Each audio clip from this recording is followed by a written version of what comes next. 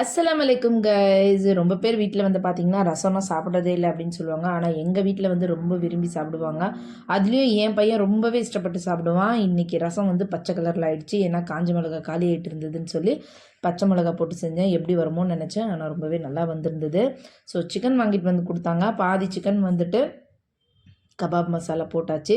So மீதி சிக்கனை வந்துட்டு நான் சில்லி சிக்கன் செய்யலான்னு சொல்லிட்டு ஒரு 10 பச்சை மிளகா, ஒரு வெங்காயம், கொஞ்சமாக கொத்தமல்லி போட்டு ஃபைன் பேஸ்ட் பண்ணியாச்சு. ஒரு குக்கரில் கொஞ்சமாக எண்ணெய் சூடான பிறகு இஞ்சி பூண்டு பேஸ்ட்டு, அதுக்கு அடுத்தது வந்து அரைச்சி வச்ச பேஸ்ட்டும் போட்டு நல்லா வதக்கி விட்டுக்க வேண்டியது தான், பச்சை வாசனை போகிற வரைக்கும். அதுக்கப்புறம் சிக்கன் போட்டு தேவையான உப்பு போட்டுட்டு நல்லா வதக்கி விட்டுட்டு இதுக்கு கொஞ்சமாக தான் தண்ணி ஊற்றணும், ஜாஸ்தி ஊற்றக்கூடாது. கொஞ்சோண்டு தண்ணி ஊற்றிருக்கணும், ஒரு அரை கிளாஸ் அளவுக்கு. ஒரு 2 விசில் எடுத்த உடனே கொஞ்சமாக கார்ன்ஃப்ளவர் ஊற்றிருக்கிறேன். ஸோ கொஞ்சம் திக்காகட்டும் அப்படின்னு சொல்லிட்டு, கொஞ்சம் காரம் கம்மியாக இருந்ததுன்னு இன்னும் 2, 3 பச்சை மிளகா போட்டாச்சு. சூப்பரான சில்லி சிக்கன் தயார். ஸோ வீடியோ பிடிச்சிருந்ததுன்னா லைக் அண்ட் ஷேர் பண்ணிவிடுங்க. Okay bye, thank you.